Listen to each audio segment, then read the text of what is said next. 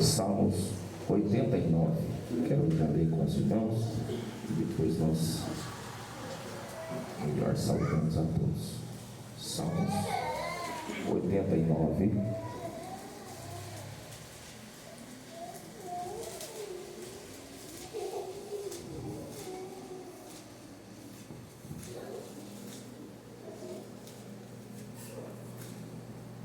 Vamos ler alguns versos desse salmo. Os irmãos que encontraram podem dizer amém? Amém. As benignidades do Senhor cantarei perpetuamente, com a minha boca manifestarei a tua fidelidade de geração em geração.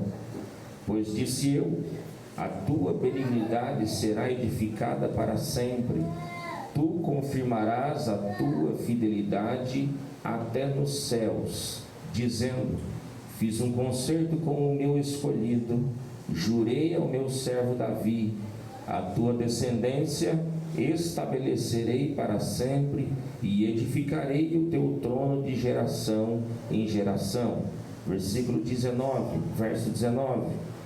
Então, em visão falaste do teu santo e disseste, socorri um que é esforçado, exaltei a um eleito do povo. Achei a Davi, meu servo, com o meu santo óleo o ungi. Com ele a minha mão ficará firme e o meu braço o fortalecerá. O inimigo não o importunará, nem o filho da perversidade o afligirá.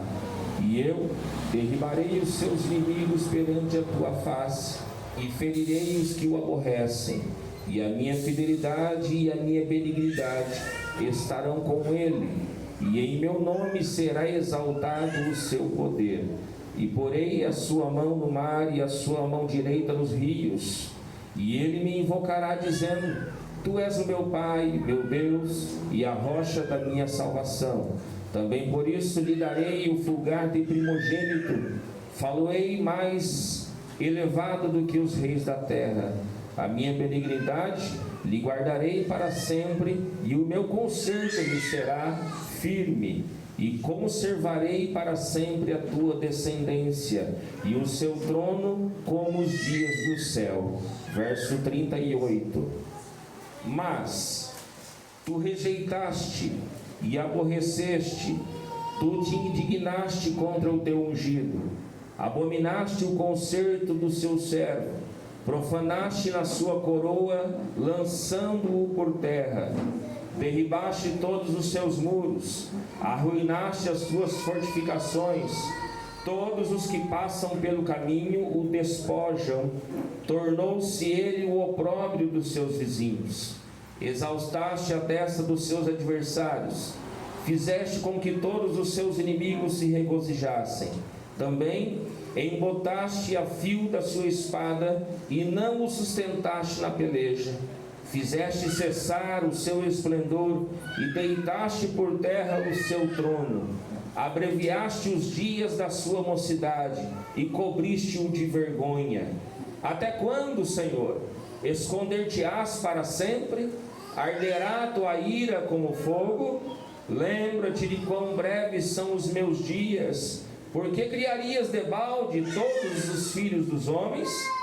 Que homem há que sirva e não veja a morte? Ou que livre a sua alma do poder do mundo invisível?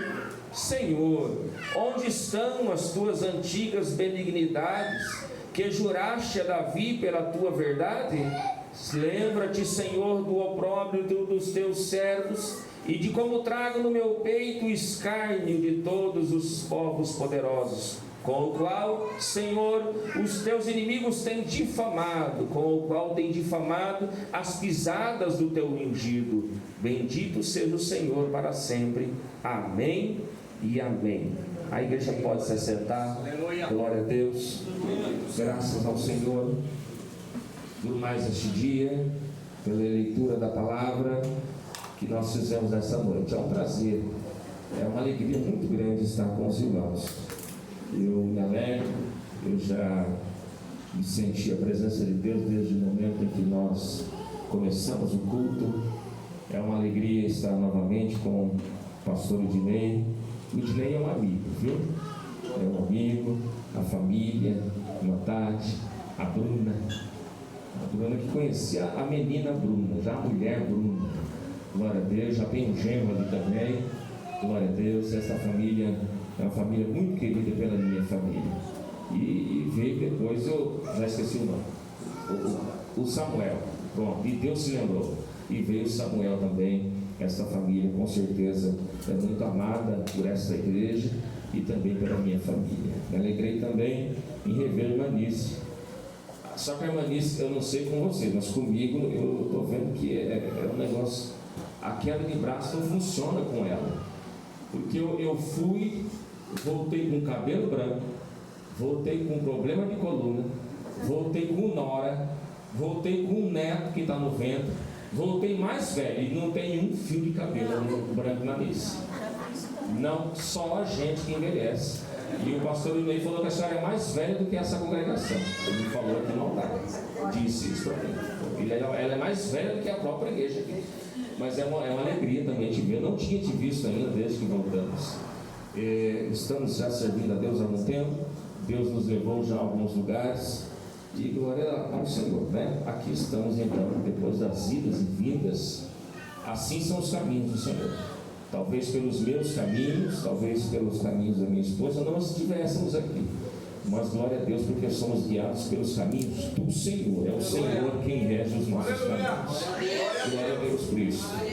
Hoje, e o pastor Inerê me disse que é o culto de Natal. Nós vamos, já daqui a alguns dias, mesmo que não seja esta a data, não podemos afirmar de forma nenhuma, mesmo porque os fundos históricos não nos apontariam nunca como certeza de que esta é a época em que Jesus nascera, mas é uma época em que uma data escolhida e que não, então nós lembramos do nascimento de Jesus. Então não há como nós fugirmos do tema falarmos de Jesus. E como é bom nós falarmos desse Jesus, é graças a Jesus que nós estamos aqui nesta noite. Graças ao Senhor Jesus que você está assentado na tua cadeirinha. Graças ao Senhor Jesus que nós estamos neste lugar. É pelo sangue de Jesus, um dia vertido na cruz do Calvário, que não olhou para os nossos pecados, não olhou para a nossa fragilidade, não olhou para os nossos erros, para as nossas falhas. Graças a este Jesus que nós podemos levantar as nossas mãos aos céus e dizer: obrigado, Jesus, nós estamos na tua presença. Glória ao Senhor. E o tema, ou melhor, o texto que o Senhor tocou no meu coração a estar ministrando nesta noite, o Salmo de número 89. Talvez você nunca parou para ler o Salmo de número 89. Algumas curiosidades do Salmo 89, ele está entre os 5 maiores salmos da Bíblia. Ele perde para o Salmo 78, perde para o Salmo 119, e como o terceiro maior salmo da Bíblia nós encontramos o Salmo 98. O Salmo 98 ele tem um autor, e o autor do Salmo de número 98 é chamado de Etan. Talvez na sua Bíblia vai estar escrito Masquil de Etan. Masquil na verdade não é o nome, mas é uma qualidade de Etan. Masquil quer dizer sabedoria, quer dizer entendimento. Então quando você lê na tua Bíblia o Salmo de número 98, você vê escrito Masquil de Etan, na verdade então sabedoria de Etan. Etan é então autor do Salmo de número 98. Nós entendemos que este Salmo também ele é escrito por Etan, e esse Etan é um dos 4 músicos que o rei Davi ele institui. Lembra quando lá Davi ele traz novamente a Arca da Aliança para Jerusalém? Lembra que na primeira tentativa então existe ali um desacordo, existe ali um desentendimento, e isso causa a morte de um dos servos de Davi. Quando a Arca da Aliança tende a cair, então ele sustenta aquela arca com a sua mão. Ele não era separado para aquilo, não era escolhido para aquilo, não era consagrado para aquilo. E então na segunda tentativa de então o rei Davi trazer a Arca da Aliança, agora ele faz diferente. Agora ele convoca os sacerdotes para consagrar ao Senhor. Ele convoca os levitas para irem adiante adorando ao Senhor. Os sacerdotes estão agora sacrificando à frente da Arca da Aliança, e estão também agora juntos os levitas. Esses levitas estão Asaf, está Emã, E eles estão então agora conduzindo, tocando as suas harpas, os seus símbolos, as suas flautas, enquanto a arca do Senhor era conduzida novamente para Jerusalém. Então, Etã é um destes músicos. Etã é aquele que então viu a arca da aliança sendo novamente conduzida até Jerusalém. Etã é quem viu a arca da aliança sendo colocada dentro do altar, onde seriam novamente os sacrifícios feitos em adoração a Deus. Etã então escreve o Salmo de número 89. E nós lemos aqui de uma forma muito rápida, depois você pode ler com uma maior atenção o Salmo de 89, porque ele contou em duas situações. Ele começa escrevendo quando Deus ele fez a promessa de que Davi seria o rei eternamente, de que a sua geração seria sempre à frente do povo de Israel. Então escreve, ele relembra quando escreve o Salmo 89, ele relembra das promessas de Deus sobre Davi, ele relembra do firmamento, da aliança de Deus para com Davi. Só que no meio do salmo, ele começa agora a mudar o rumo das suas palavras, quando ele vem dizendo agora também sobre o que acontecia na época em que ele escreve o Salmo 89. E aí nós temos um divisor de águas. Etã começa escrevendo o Salmo 89 falando de promessa, mas ele termina o Salmo 89 dizendo sobre aquilo que é a tristeza para a nação, sobre aquilo que havia acontecido como algo lamentável para a nação de Israel. E aí então, para nós entendermos o Salmo 89, nós caminhamos por toda a história da nação de Israel, e nós vamos entender o que é que Deus tem no nosso coração, porque a nação de Israel, ela começa com Deus primeiramente separando Moisés. Quando Deus chama Moisés, ele vem dizendo a Moisés: olha, o clamor do meu povo chegou até mim, então agora você vá, você se apresente diante de Faraó, e você diga a ele que o Eu Sou enviou você, e que o Eu Sou mandou que Faraó liberte o meu povo. Nós vimos que dá certo, funciona, dá tudo certinho. Então Deus age ali naquela libertação do povo, o povo é liberto na mão dos cativos, o povo agora segue em peregrinação rumo ao deserto, rumo a uma terra prometida. Uma terra como seria esta? Uma terra que manava leite e mel, uma terra larga, uma terra plena, uma terra que se chegaria então ao cumprimento da promessa de Deus sobre a vida deste povo. Então Moisés começa a conduzir este povo por todo o deserto, mas de repente chega a velhice para Moisés, de repente chegam os últimos dias de Moisés. Deus permite que Moisés veja a terra longe, que ele visualize a terra de Canaã de longe, mas ele não entrou na terra de Canaã. Então ele dá lugar para o seu sucessor, quem é? Josué.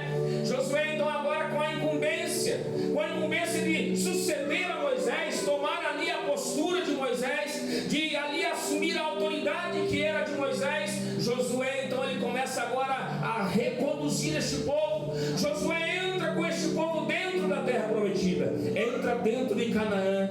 Josué é o responsável pela divisão das terras de Canaã, é ele quem divide uma porção para cada uma das 12 tribos de Israel. Josué então ele divide as terras, mas também chega o dia da morte de Josué. Josué então na sua velhice ele agora morre. O povo já está cada um dentro das suas terras, cada uma das tribos já estão tomando posse da sua herança. Então Deus recolhe Josué e entra o período dos juízes.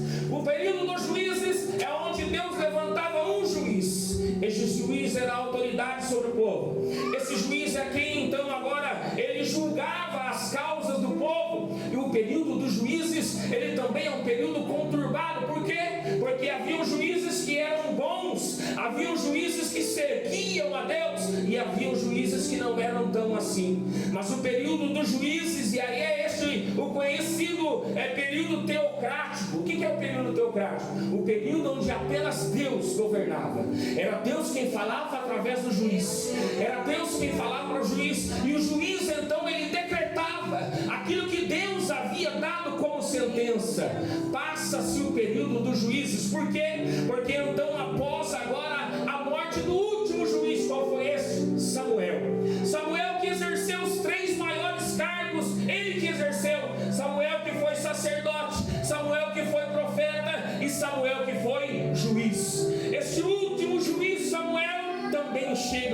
da sua morte.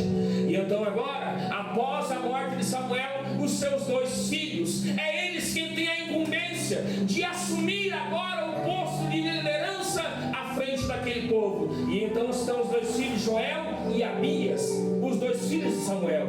Só que a Bíblia diz que Joel e Abias não andaram conforme os caminhos do pai Samuel. Eles não eram tementes a Deus, eles não caminhavam nos mesmos passos que Samuel. Então, quando chega o momento de Joel e Abias tomarem então agora a autoridade sobre o povo, juntam-se os anciãos, os mais velhos, e eles chegam ainda no velho Samuel, e eles dizem: nós não queremos a autoridade dos teus filhos sobre nós.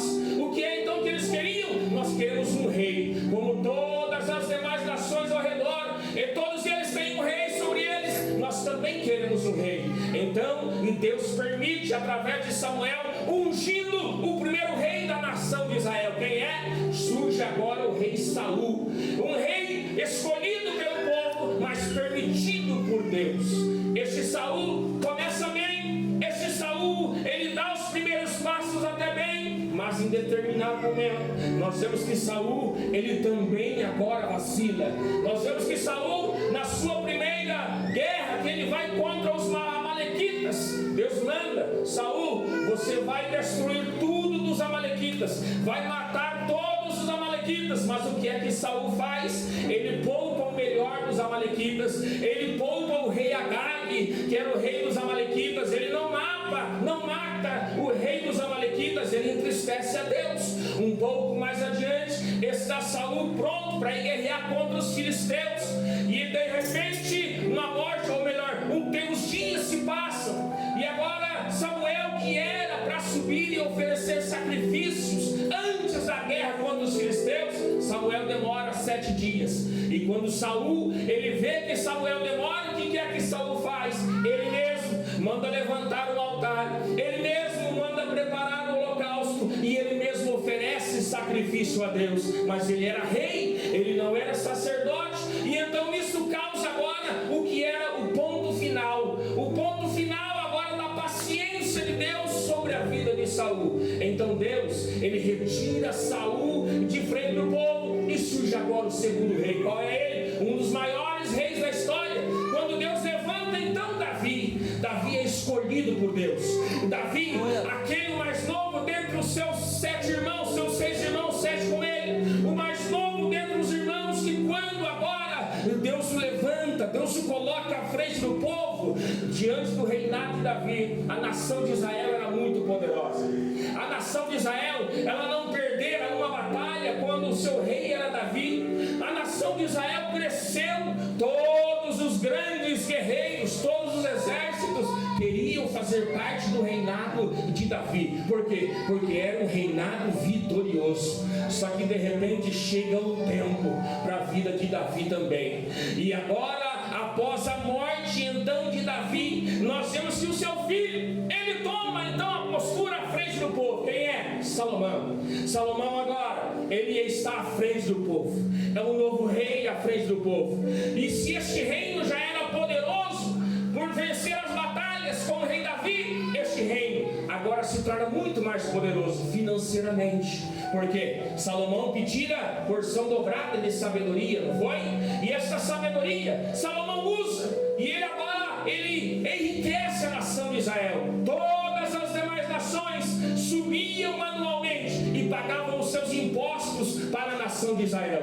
Todos os reis, eles deviam pagar os seus impostos para Samuel, ou melhor, para Salomão. E isso acontece, a nação de Israel então é rica, a nação de Israel é poderosa. Mas chega o dia também da morte de Salomão, e quando Salomão morre, agora é o momento do seu filho Roboão tomar o lugar do seu pai. Só que quando Roboão, ele toma a autoridade sobre o povo, você já vai começar a entender o que é que Deus tem no nosso coração nessa noite. Porque quando Roboão, ele toma agora o lugar do rei, ele toma agora o lugar do seu pai, chegaram alguns outros reis, algumas outras autoridades que faziam o que antes, que pagavam os impostos a Salomão. Mas eles vêm até Roboão e eles falam para Roboão: olha, Roboão, a nação de Israel é muito rica. Mas é rica por quê? Porque nós pagamos muitos impostos para o seu pai.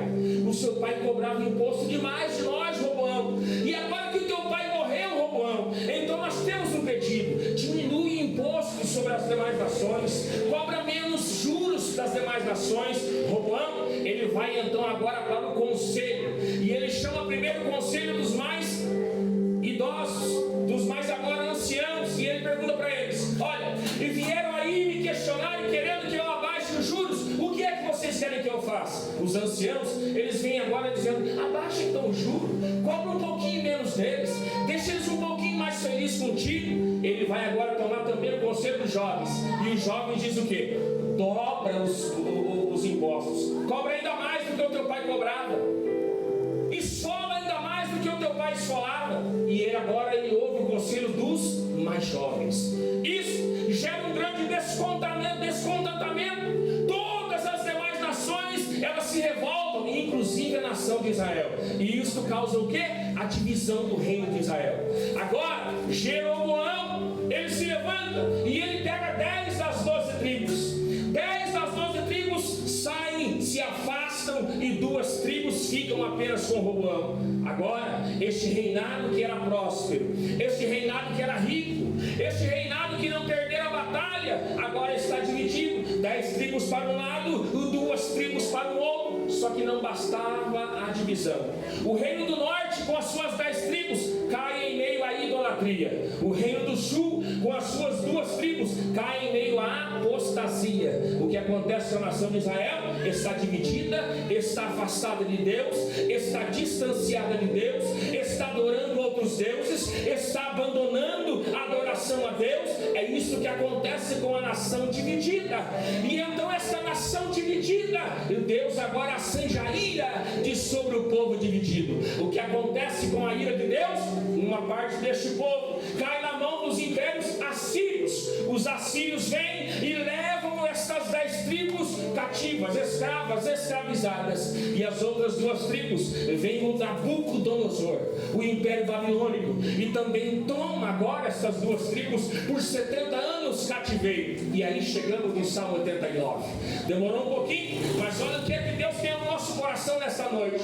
Porque o Salmo de número 89 aborda então agora Etã, um dos 4 músicos, um dos que tocavam os símbolos, quando ele entra agora no cenário. Qual é o cenário do Salmo 89? Tudo destruído. Qual é o cenário do Salmo 89? O que é que Salomão construíra? Um grande templo. Qual é o cenário do Salmo 89? Não tem templo mais. O cenário do Salmo 89: não existe mais o grande lugar do tabernáculo, ou melhor, o lugar do holocausto. Não existe a imponência do império. Não existe a autoridade da nação de Israel. Não existem as colunas do templo. Não existem as grandezas do reinado de Israel. O salmista Etã, quando começa a escrever o Salmo 89, ele lembra do que Deus fizera como promessa, mas o que ele está vendo é ruína. Ele lembra do que um dia Deus falara com o servo Davi, quando Deus dissera: a tua descendência vai permanecer sobre o reino. Só que quem era o rei agora? Não tinha descendente de Davi no reino, não tinha ninguém da linhagem de Davi no reino. E o salmista se desespera. É só ruína. Já chegou aquele dia na tua vida? Na minha já. Hein, Marisa? Que olhamos e falamos: Deus prometeu, mas o que enxergamos? Nada aconteceu. Quando olhamos e nós falamos: Deus disse que ia fazer, mas olhamos e analisamos: está tudo ainda pior. Quando olhamos para a família e lembramos: Deus disse que ia restituir, mas o que eu estou vendo é só destruição. O salmista olhava e ele não via mais o templo e a sua formosura. O que ele via era só desgraça. Ele só via tristeza, ele só via angústia. Nós lemos que o salmista diz: olha, Senhor, as outras nações passam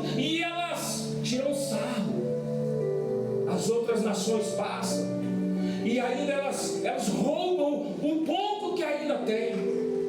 Sabe aquela situação que olhamos e parece que não tem nada, mas o que tem ainda vem um que rouba?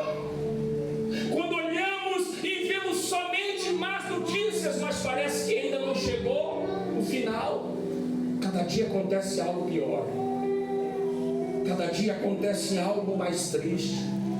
O salmista está vendo tudo isso. E isso desespera o salmista. Isso traz ao salmista a tristeza da alma.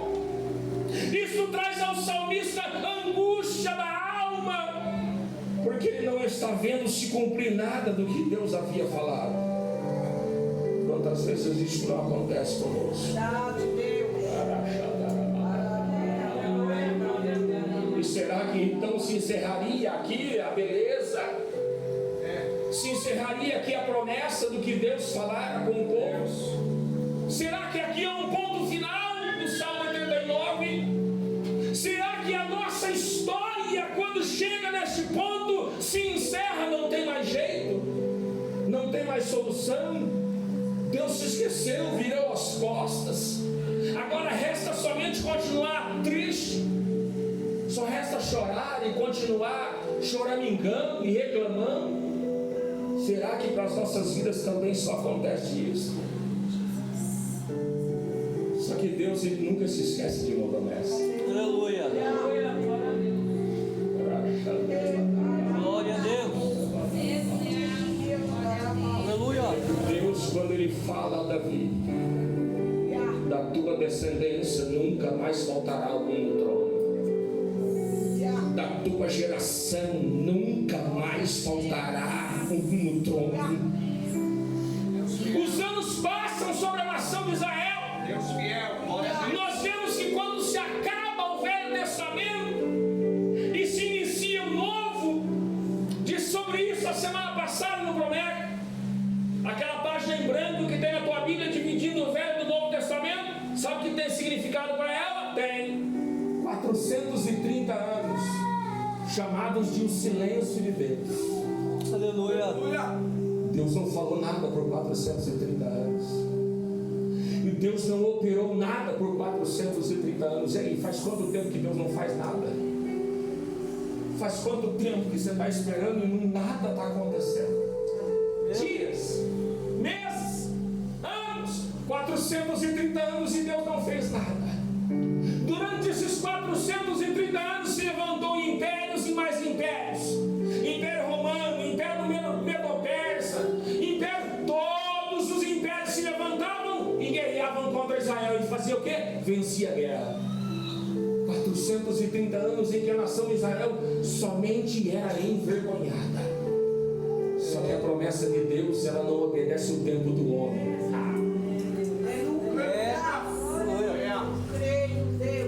O propósito de Deus não obedece o nosso tempo.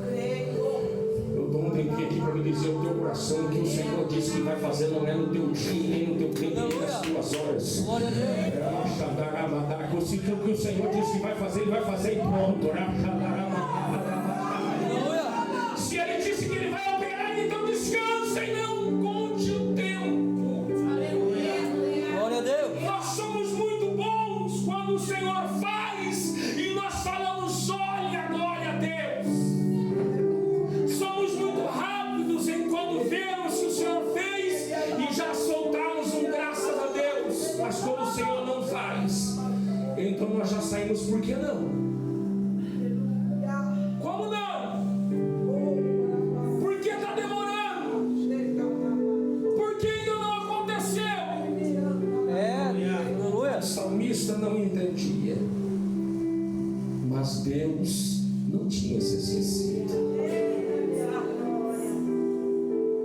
Lucas, capítulo 1 e o versículo 30. Disse então o anjo: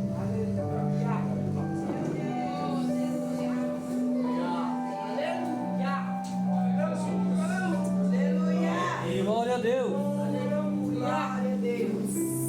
há quanto tempo que nada acontece? Há quanto tempo que a promessa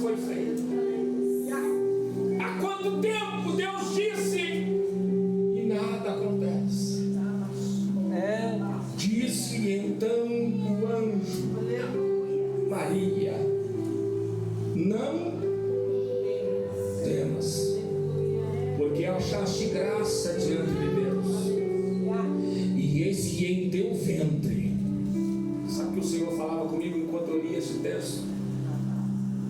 Eis que em teu interior, em teu coração, em tua família, em tua vida financeira, em tua saúde, em tua alegria, eis que em teu ventre conceberás e dará à luz um filho, e por-lhe-ás o nome de Jesus, e este será grande e será chamado Filho do Altíssimo, e o Senhor Deus lhe dará o trono de Davi. Deus não se esqueceu do que ele um dia dissera, e em teu ventre, olha aqui, e o Senhor lhe dará o trono de Davi seu pai, e reinará eternamente na casa de Jacó, e o seu reino não terá fim. Aleluia. Não, Deus não havia se esquecido do que ele havia falado com o povo. Glória a Deus. Não, Deus não deixava cair no esquecimento o que um dia ele falava com o povo. Malaquias, na sua última palavra do seu livro, no capítulo 4 e no versículo 6, é a última palavra do Velho Testamento, e ela encerra-se com a palavra maldição. A última palavra do Velho Testamento, maldição, com a nação de Israel afastada de Deus, com os inimigos vencendo contra o povo, com os inimigos tirando sarro do povo. Faz quanto tempo que essa palavra às vezes faz parte das nossas vidas? Aleluia. Acontece. Ah, não tem maldição na vida de crente, não. Só que Jesus de repente está no seu primeiro sermão. Estão à frente dos seus discípulos. Jesus está pronto a falar com o povo. Mateus capítulo 5, versículo 3. Se a última palavra do Velho Testamento é maldição, as primeiras palavras de Jesus para o povo é bem-aventurado.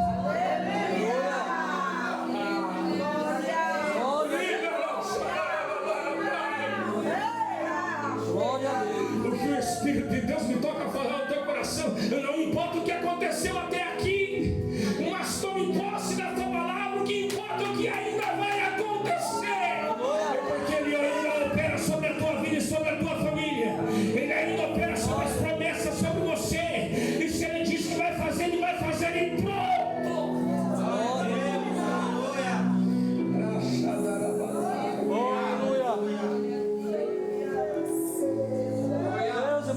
O salmista não entendia.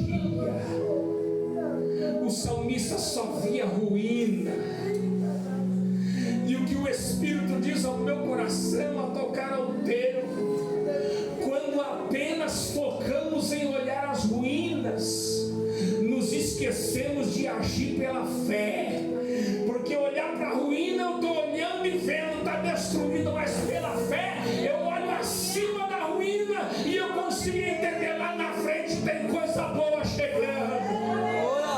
Quem só olha para a ruína não consegue agir por fé. E pela fé eu olho tudo destruído, pela fé eu estou vendo as ruínas, eu estou vendo tudo abaixo, mas pela fé, movido pela fé, eu entendo, eu posso estar sem hoje, mas se Deus disse que ontem ia fazer, amanhã eu acredito, o Senhor vai operar sobre a minha e sobre a tua vida. O Senhor levanta homens do tempo dele, para a obra dele, do jeito que ele quer, e da maneira que ele quer. E Deus não te chama pelo que você tem a oferecer. Aleluia. Glória a Deus. Mas Ele te chama pelo que você é capaz de oferecer. Se Deus fosse me chamar pelo que eu tenho a dar para Ele, talvez eu diria hoje para Ele: Senhor, não tenho nada. Eu não tenho nada. Mas Jesus me chama pelo que eu sou capaz. Jesus não está mentindo pelo que você tem, mas Ele te levanta nesta noite pelo que você é capaz. E Ele coloca nas tuas mãos então forças para 2023. Ele coloca nas tuas mãos unção para 2023. Ele coloca nas tuas mãos unção e sabedoria para o ano de 2023. Ele coloca na tua família sabedoria para 2023. E Deus não chama pelo que você sabe fazer, mas Ele te chama pelo que você consegue aprender. Amém. Aleluia. Senhor, eu não sei. Confie neste Deus que faz a promessa, porque Ele te ensina se você não sabe. Maravilha. Posso pedir para a gente ficar no pé? Ele falou que eu mando, então vamos nos colocar no pé. E eu gostaria de mim que as irmãs